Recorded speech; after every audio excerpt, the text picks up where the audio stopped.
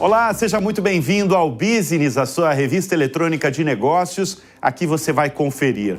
Ela chegou lá, como a NVIDIA conseguiu, antes do esperado, assumir o posto de empresa mais valiosa do mundo. E mais, a sueca Scania anuncia 2 bilhões de reais no Brasil. A Netflix vai lançar 2 parques temáticos nos Estados Unidos. E a Ferrari prepara o lançamento de um modelo 100% elétrico e o preço impressiona. Eu sou Bruno Meyer e o Business, o seu programa de negócios na TV, está no ar.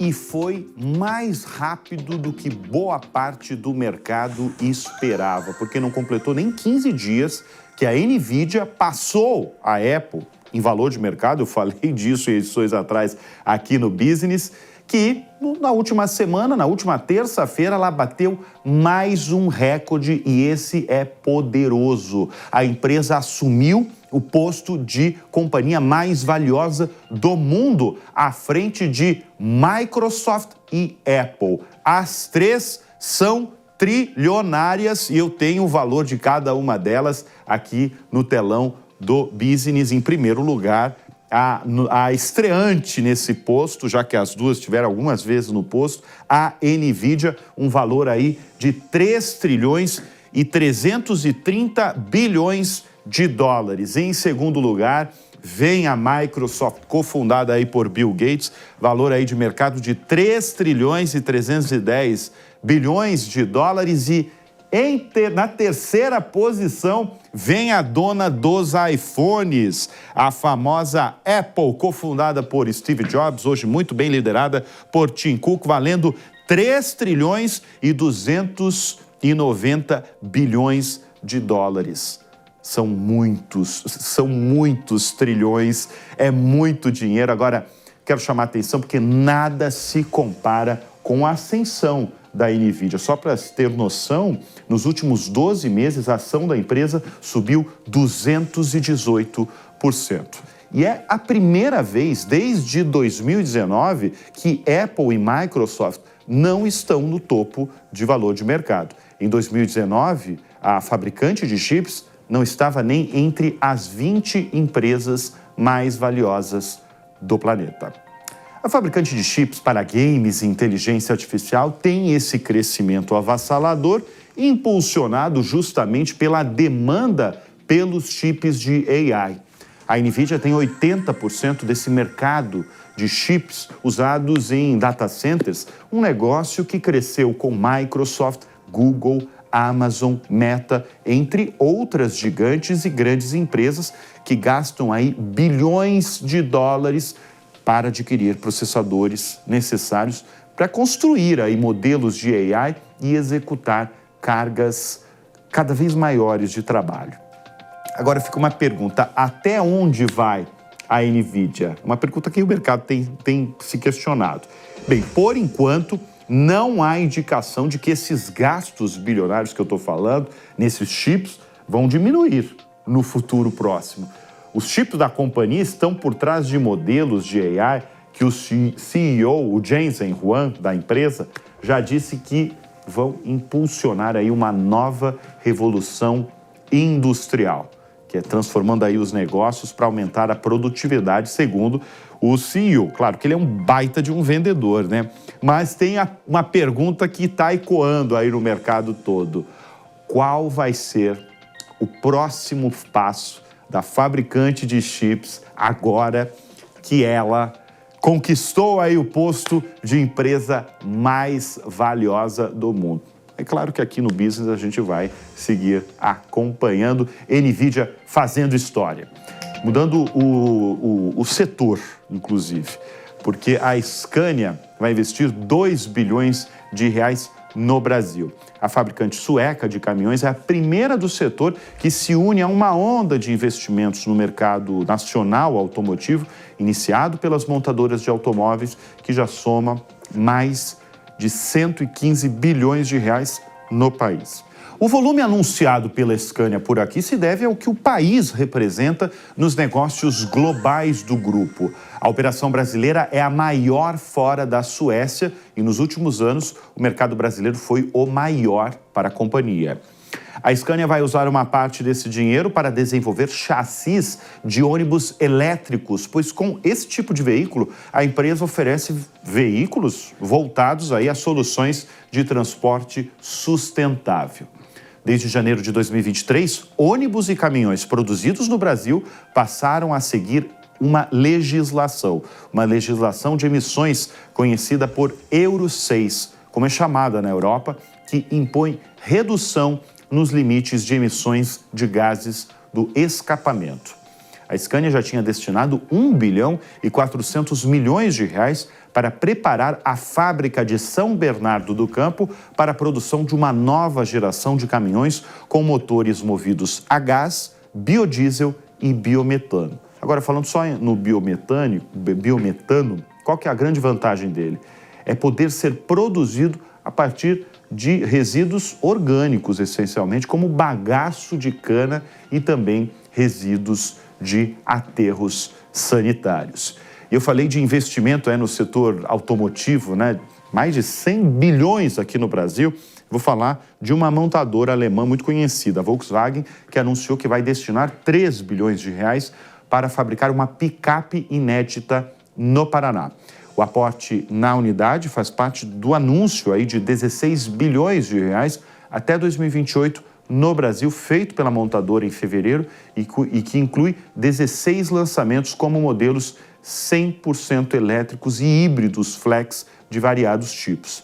Além dessa picape que eu estou falando, a montadora alemã vai passar a produzir um sedã, o sedã compacto Virtus, na fábrica de São José dos Pinhais em 2025. Hoje, essa unidade produz o T-Cross e faz a montagem de 2 Audis Q3, a Audi pertence ao grupo Volkswagen.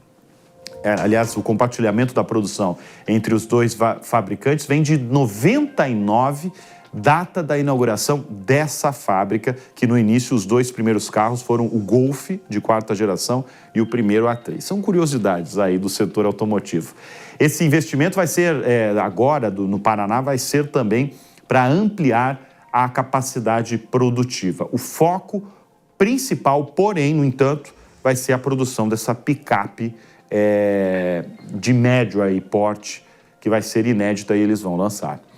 E ainda, seguindo no setor automotivo, já pensou em ter uma Ferrari 100% elétrica? Pois se prepare, porque a marca italiana de carros está prestes a lançar e diz que está tão confiante que o primeiro carro totalmente elétrico da marca venda tão bem quanto os modelos com motor de combustão.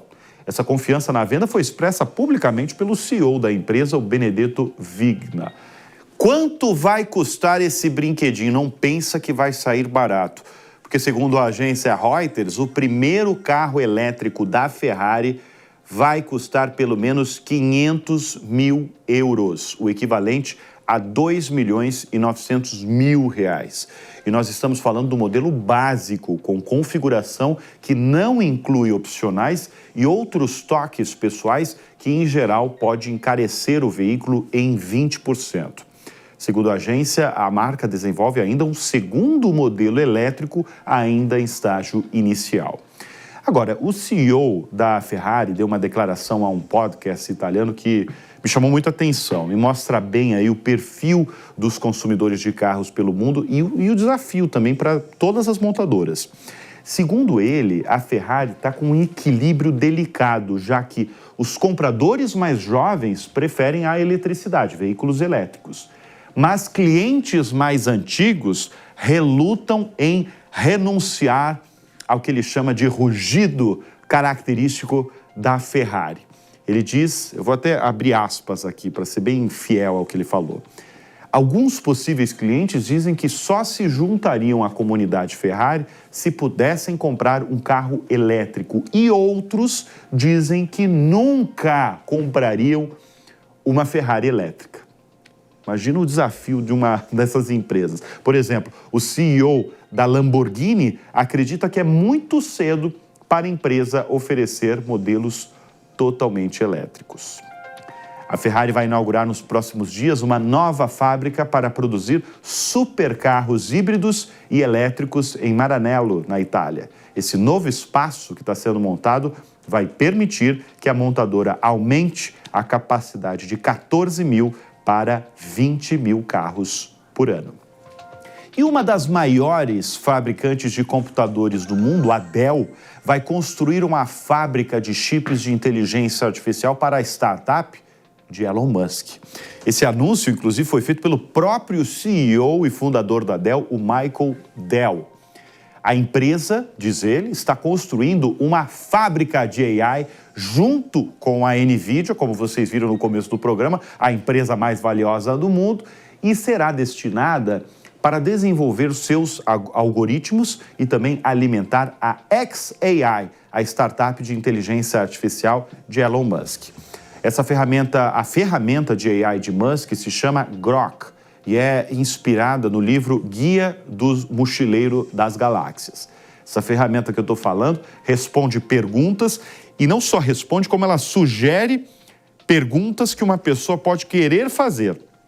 Esse chatbot integra o X, a rede social, claro, de Elon Musk. Elon Musk, na mesma hora, respondeu aos comentários sobre o post de Michael Dell, dizendo que uma outra empresa do setor também forneceria servidores para sua startup de AI.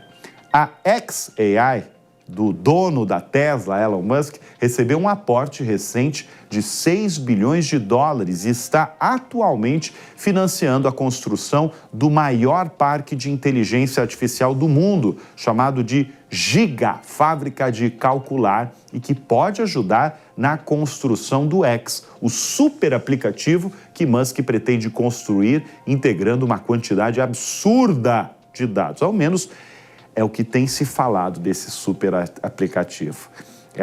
Elon Musk, para quem achava o contrário, já é um personagem importante e muito relevante. Eu estou falando do mundo de AI, de inteligência artificial. Vamos falar de Embraer, vir para o Brasil, porque as ações da brasileira Embraer já subiram mais de 60% neste ano. E duas intenções na última semana da terceira maior fabricante de aeronaves no mundo promete esquentar o setor. A empresa quer dobrar a receita anual até 2030 e chegar a 10 bilhões de dólares, segundo o CEO Francisco Gomes Neto.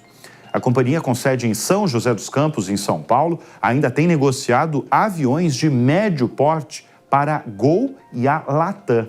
São os jatos regionais chamados E2. São aeronaves que preenchem um buraco que existe no mercado entre aviões de pequeno porte e as aeronaves de grande porte nas frotas das companhias aéreas que querem aumentar aí a capacidade em meio a uma restrição na oferta de novos aviões grandes. No Brasil, a Azul tem essas aeronaves regionais na frota.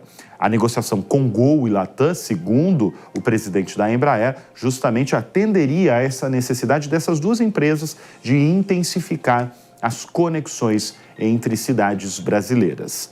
A indústria de fabricação de aviões, que é dominada aí por Airbus e Boeing, vive um momento considerado delicado, muito pelo atraso na entrega de aviões maiores, tanto por Boeing quanto por Airbus. E para piorar, a Boeing vive ainda uma crise muito provocada pelos problemas técnicos em uma de suas principais séries de aviões para passageiros. E essa crise, portanto, que eu estou falando aí do setor aéreo, tem levado muita gente, muito investidor, o mercado aí a especular sobre uma oportunidade para a brasileira. Portanto, a Embraer pode ser a bola da vez. E uma mudança tem ocorrido no perfil de contratação do setor financeiro. Há uma elevada procura por profissionais cada vez mais especializados, segundo o panorama setorial da Robert Half, uma empresa fundada em 1948 que recruta, desde então, profissionais no Brasil. Nós vamos conversar agora com o diretor-geral da Robert Half, que é o Fernando Mantovani. Fernando, obrigado pela presença aqui no Business. Realmente, viu, eu acompanhei aí a pesquisa de vocês. O mercado financeiro é evidente que tem passado há algum tempo já por uma profunda transformação, né? E muito por conta do surgimento, da consolidação dos bancos digitais e das fintechs. De que forma esse fenômeno, vamos chamar de fenômeno digital, tem impactado no profissional que trabalha no setor e, sobretudo, no que as instituições buscam de profissionais. Mais uma vez, seja bem-vindo aqui ao Business. Obrigado, Bruno. Obrigado pelo convite. Obrigado pela confiança em escutar Robert Half. Olá a todos que nos acompanham. Bruno, é o que você falou. A transformação ela vem há algum tempo. O mundo mudou radicalmente, mas também passa pelo futuro. Diz a lenda que o futuro seria você deveria estar envolvido ou com transações financeiras, ou com transferência de conhecimento, ou no segmento da saúde, que de alguma forma você teria sucesso. E todos esses segmentos estão sendo altamente impactados pela tecnologia. O mundo digital dos bancos, que esse movimento da agência física, que passou a ser um passivo para grandes instituições, para esse mundo digital em que você tem acesso a mais produtos, você quer mais velocidade, as transações são instantâneas e a disponibilidade dos meios para uso financeiro precisam ser imediatas, mudou completamente o perfil do profissional no mercado. Então, muita gente ainda tem aquela imagem, né, muito antiga de na bolsa de valores, as pessoas com o telefone na orelha, um gritando com os outros, tradando a ação, e hoje isso não existe mais. O mundo financeiro é 100% tecnológico. Agora, e aí é o dilema. Eu quero que você fale desse dilema, mas assim, eu quero o principal. O que as instituições financeiras, com toda essa revolução em curso, elas têm buscado nos profissionais, Fernando? Esse é exatamente o dilema. Você precisa de um profissional que tenha conhecimento grande de tecnologia.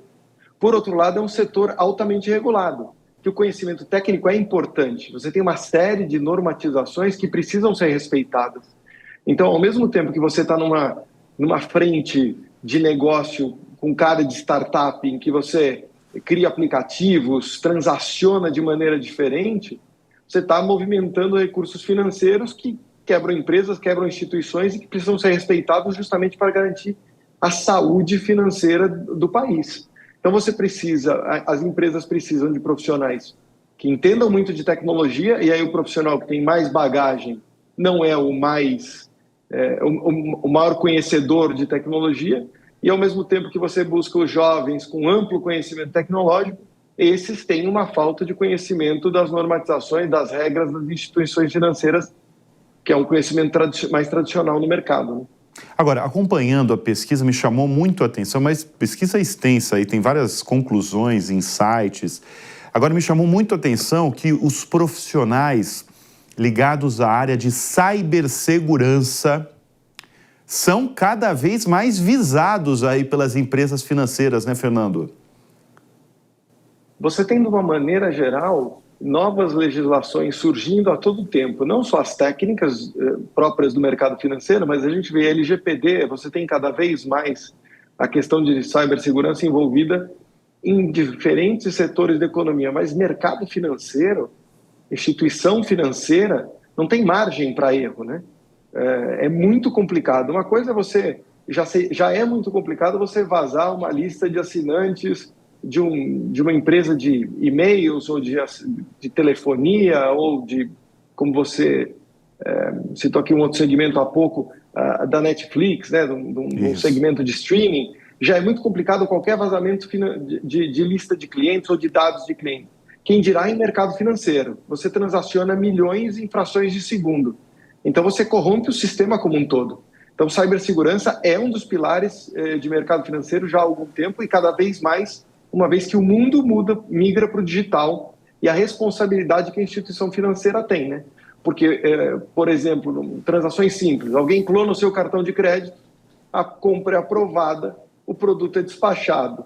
Se não foi feito por senha presencial, a responsabilidade é da instituição financeira de pagar quem foi fraudado. Esse prejuízo, né? E às vezes você tem um prejuízo violento, né? Se você não controla isso muito bem, o rombo pode ser gigante. Agora, você está falando de uma mudança até radical aí, de perfil de profissional, né? E vai mudar a formação desses profissionais, porque eu imagino que não vai continuar com aquela formação tradicional, né, que se conhecia dos profissionais que trabalham nesse setor. Eu vou usar um exemplo que eu uso da minha filha, Bruno. Eu me formei lá na década de 90, já passei dos 50 anos, e quando eu era mais jovem, você tinha 3 profissões para escolher. Você era advogado, você era médico, você era engenheiro e pronto. Exato, tinha exatamente. Algumas outras pequenas variações. E hoje falam para minha filha, que tem 11 anos, que a faculdade que ela vai cursar nem existe ainda.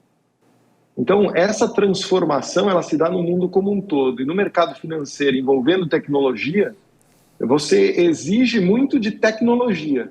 Mas exatamente qual vai ser o papel, quanto a inteligência artificial, que é outro tema que você trouxe aqui durante o programa, super em moda, super em voga, né? Latente, a gente não sabe onde isso começa e onde isso termina, nem onde vai terminar. O que a gente sabe é que, necessariamente, o conhecimento técnico, você precisa estar mais preparado para ser adquirido. Então, eu diria que está muito mais associado às questões comportamentais. O profissional do futuro que o mercado exige é um profissional curioso, que tenha curiosidade para saber o que está acontecendo em volta do mundo, que dentro desse mundo de curiosidade ele saiba ser seletivo para identificar o que ele precisa aprender, daquilo que ele precisa aprender, ele seja capaz de ter profundidade, porque senão a inteligência artificial substitui ele facilmente.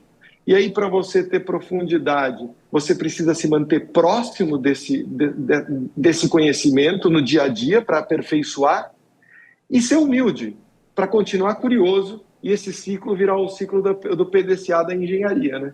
Agora, Fernando, você que sabe o salário de todo mundo, afinal você dirige aí uma empresa gigantesca de recrutamento, a remuneração desses profissionais aí do setor financeiro continua agressiva, né, Fernando? É se não o mais, sem dúvida, um dos mercados mais agressivos que existem. Lógico que quando a gente fala de startups e aconteceram de alguns bancos digitais, existem remunerações que fogem totalmente de qualquer parâmetro, porque numa abertura de capital você não consegue parametrizar isso, mas de maneira geral, sim, o mercado financeiro remunera de maneira extremamente agressiva, mas é também extremamente demandante. Você vê normalmente no mercado financeiro carreiras mais curtas, né? Agora, joga um número para a gente aí, para fazer inveja para a gente, Fernando. Um iniciante, um mediano ou um grande executivo aí de setor financeiro? O grande executivo, sem dúvida, dezena com S de milhão. Um jovem que está começando com 2 ou 3 anos, existem jovens que atingem remunerações superiores a $500 mil. A meio milhão? Não, mas $500 mil você está falando ano.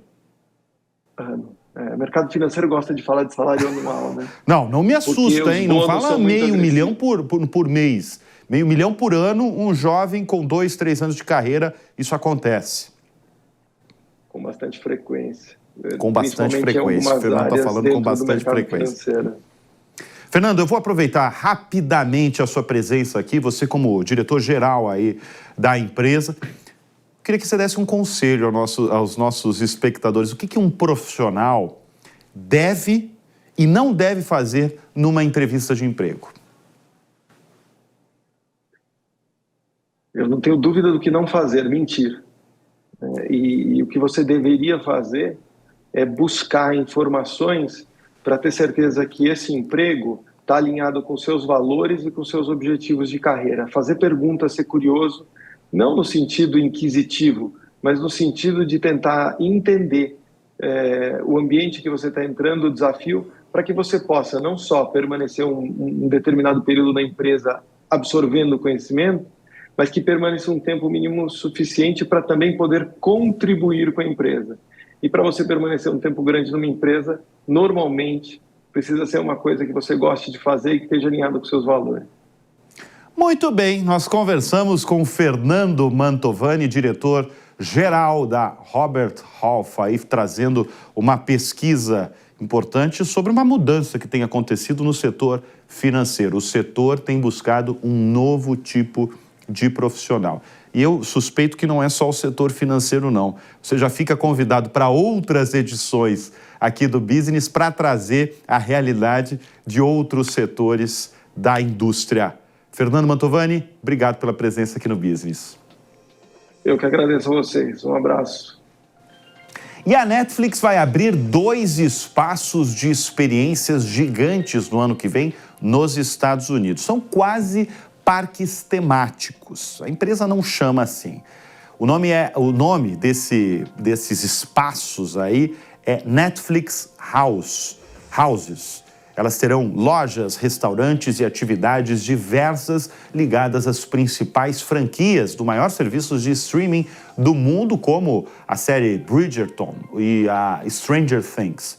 As 2 primeiras cidades que receberão, os 2 estados aí, esses espaços, são Filadélfia e também o Texas. As instalações serão feitas em terrenos que abrigavam lojas de departamento.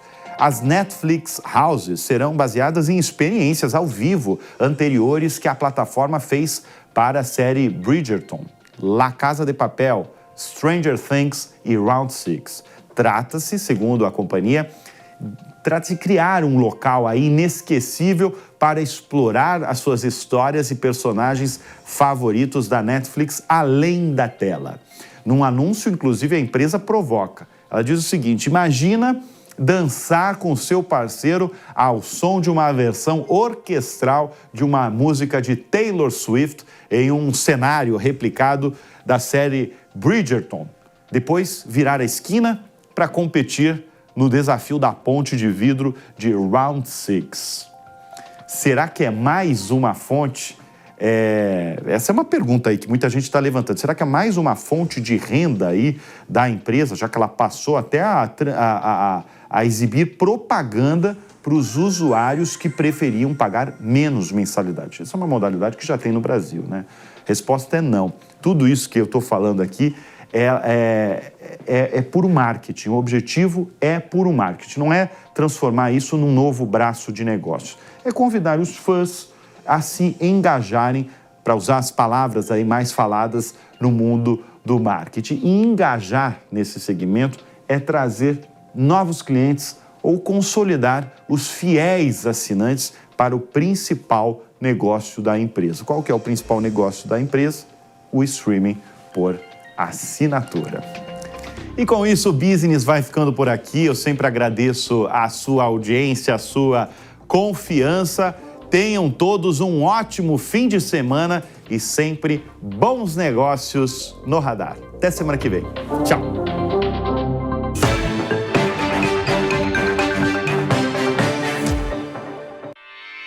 Realização Jovem Pan News.